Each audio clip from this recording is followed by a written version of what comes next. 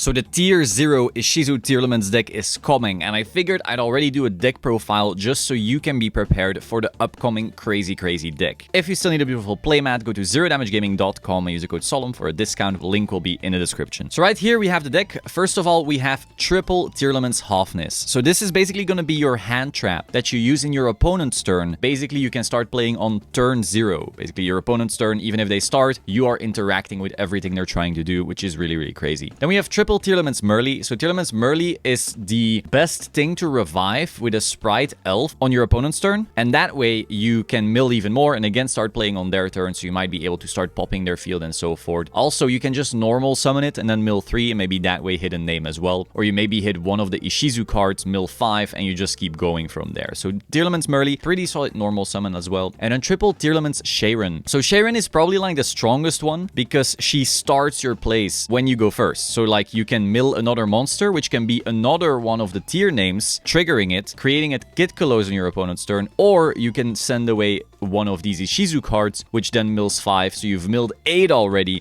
so you're definitely hitting some of these crazy cards. It's also a level 4 special summon, so lots of little plays you can do with that. Oh, also very important thing about Tearlaments Merly, since it's a level 2, as you can see right here, level 2, boom, you can make a Sprite Elf with it, which is a really important point of interaction for this deck as well, also giving you targeting. Then we have the 1 Herald of Orange Light, because they did end up limiting this on this ban list, just to make sure that people can't really abuse it as much. Next we have triple Tearlaments Rhino Heart. So Rhino Heart, as you can see, beautiful blue design right here, can basically send any Tearlaments name, so it always starts your plays. Worst part about this deck, honestly, is that sometimes you will go Tearlaments Rhino Heart and they imperm it, and that was your only play starter. However, if you have a Sharon in hand already, then maybe it doesn't matter. It also, when it's milled to the graveyard, it also has an effect, so it will like revive itself and then it will send again, and basically all of the tier names are just really good mills. Now, different from the TCGs is of course Maxi. Maxi is still a broken card, so we're playing 3 of this for that reason. Now, do note, in the tier format, Maxi wasn't as broken, because sometimes you would stop playing under Maxi, pass it to your opponent, and just start playing on their turn, which is, you know, a very toxic solution to this card. With that being said, it's still really good, so you still want to play it. 1 Diviner of the Herald. This can basically send any of your Yugioh or Kelbex and then start milling a bunch of cards, and it's also a really easy way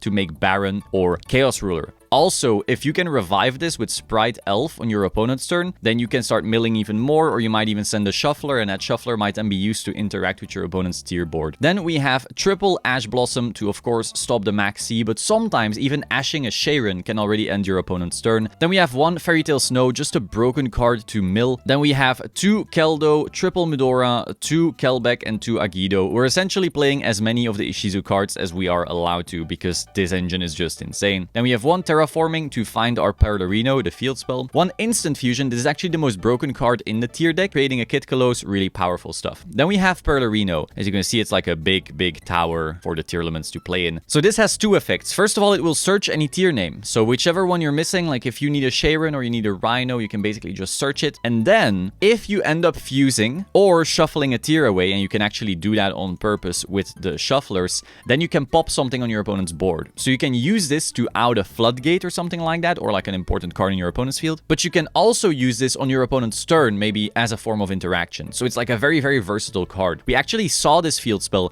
being limited to 1 in the OCG, while it's at 3 in the TCG. So that's the big difference I feel between the 2 ban lists. Then we have 2 Super Poly. I do think Super Poly is going to be amazing in this deck. At first, these were the 2, the 2nd and 3rd Herald, but since Herald is at 1 now, I think the 2 Super Poly is probably good. We do not have Rule Colossus, as far as I'm aware, in the coming tier cards, so maybe it won't be as insane. We'll have to see, wait and test it out, but regardless, still solid card. Then 2 Call by the Grave. Call by the Grave is actually pretty solid, because if you are playing 2nd into their board and you didn't have to like call by an Ash or a Maxi or something like that, now if they mill a tier name, you can call by it, and that way it won't be able to fuse. Next we have Tearlaments Sulik. As you can see, cool Rhino Heart here on the art, very awesome. This is basically a negate on your opponent's turn and your turn, and then it will send send a card, meaning you can then do another tier fusion. So it's like 2 interactions in one card, and since it's a continuous trap, it's weird how it's not on this card, but it is a continuous trap, so it will stay. You will absolutely win the grind game once you get a Solic out, so usually you're gonna want to search this with the Tearlaments Kitkalos right here. So next we have Mud Dragon.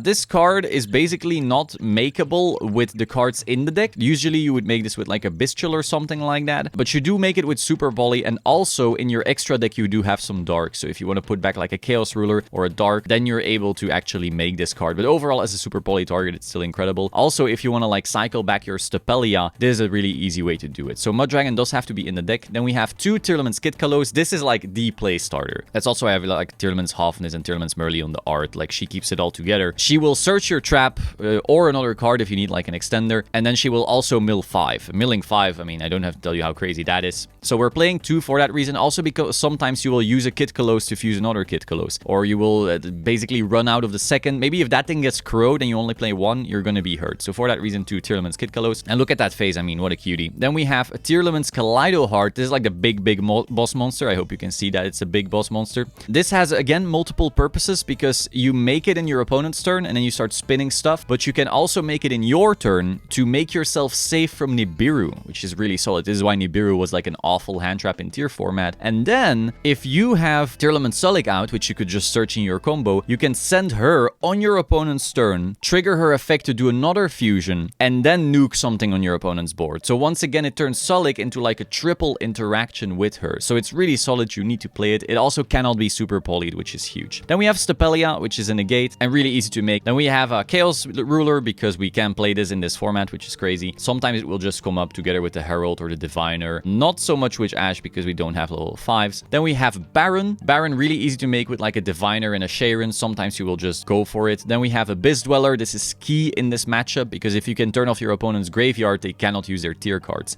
You're actually going to see a lot of rogue decks also make Abyss Dweller just to deal with the Tearlaments on the ladder. Then we have Exciton Knight. This is a great way to try and wipe your opponent's board, especially because all of the Tearlaments, like Kaleido Heart here, she will just come back. So if you out it once, that's not enough. And then if you Kitkalos, they will mill 5 and they will make another board basically. So you kind of need to beat the Tearlament board twice. So Exciton Knight will do it the first time, and then you can make a Zeus with it, and that will be the second time. For that reason, Exciton Knight really good. Also a rank 4, which is really easy to make in this deck. Then we have Time Thief Redoer. Redoer is actually a double purpose card in this deck, because if you put a Sharon under it and then you send the Sharon away, note that Redoer actually doesn't detach as a cost, but as an effect. So the Sharon will go to graveyard. Sharon right here will go to graveyard, and then she will activate her fusing. So you can, on your opponent's turn with a Redoer, start fusing thanks to the beautiful, beautiful Sharon. Then we have Zeus, board wipe. We have Asa. This is easy to make with all of the Ishizu cards. So we steal them, and then we can turn it into an elf, and the elf can revive our Tearlaments Merly, and then she starts milling and so forth. It's also a great way to make an Access Code Talker if you are under Dweller yourself. Then we have Dark. Dark, again, really easy to make with the tier cards, and in the tier mirror, you will actually often steal your opponent's Tearlaments Merly. Start milling 3, and that way get your plays going. Then Sprite Elf, like I said, a very important card. You make it with your own Merly,